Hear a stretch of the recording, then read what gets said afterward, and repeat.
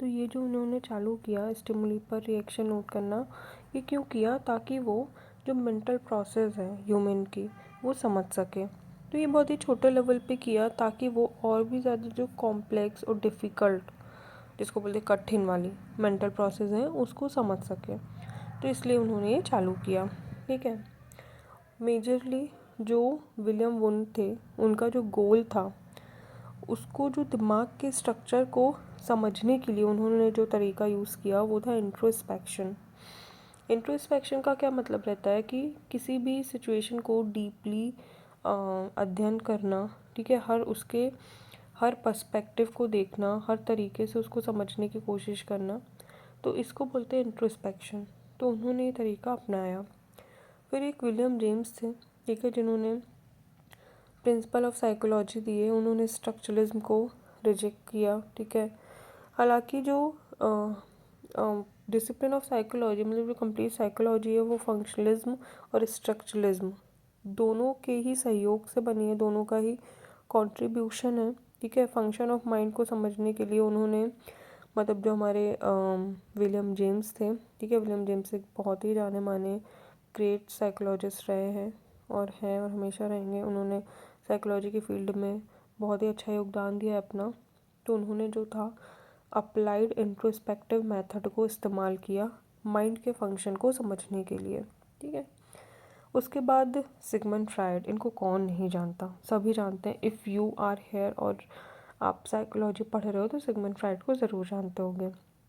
ये साइकोलॉजी की हिस्ट्री में सबसे ज़्यादा वेल नोन है, जिन्होंने इड ईगो का जो है सिद्धांत दिया है। ठीक है।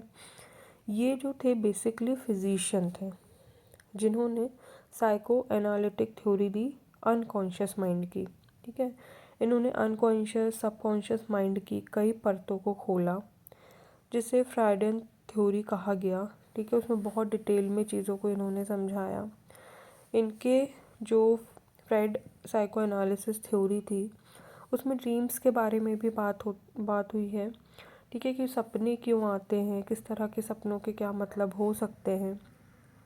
इन्होंने बहुत ही अच्छे तरीके से कॉन्शियस सबकॉन्शियस और अनकॉन्शियस माइंड के बीच के जो एक डिफरेंस है, जो डिटेलिंग है, उसको एक्सप्लेन किया है।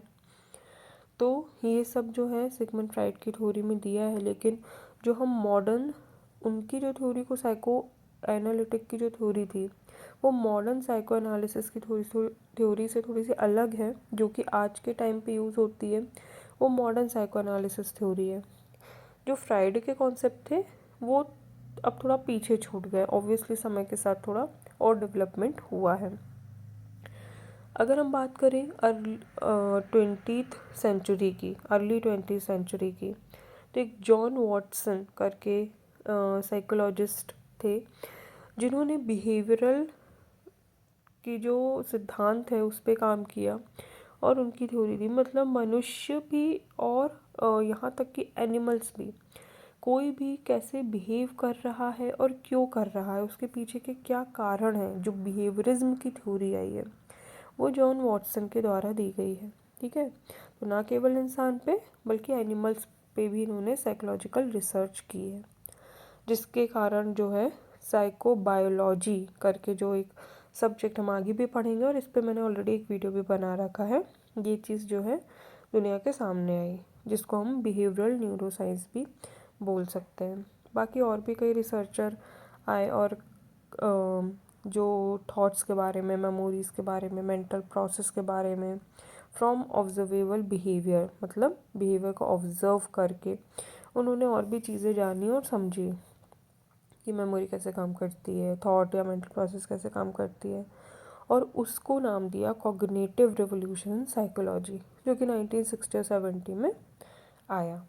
तो इस तरीके से फिर कॉग्निटिव साइकोलॉजी आई और इस तरीके से हम आगे बढ़ते जाएंगे तो साइकोलॉजी के और कई सारे जो फॉर्म्स हैं हमें देखने को मिले। ये जो सब था ये था हिस्ट्री ऑफ साइकोलॉजी, जो कि हमने आज जाना। ये ख़त्म हुआ। ये जो आपके सामने है ये थोड़ा सा हार्ड लैंग्वेज में है, तो भी आप नोट्स बनाने के लिए इसको यूज़ कर सकते हो।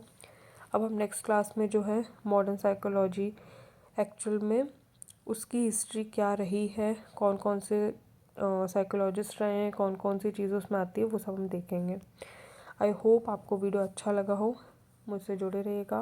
मेरा एक और चैनल है शार्दुल व्लॉग करके, उसका भी लिंक मैं डिस्क्रिप्शन में दे दूँगी, वहाँ पे मुझसे जुड़ेगा। अगर आपको कुछ क्वेश्चन है या कुछ भी है तो आप मेरे इंस्टा या फेसबुक पेज पे भी मुझे पिंग कर सकते हो, वहाँ पे भी फॉलो कर सकते हो। मुझसे जुड़ने के लिए थैंक यू। Good bye.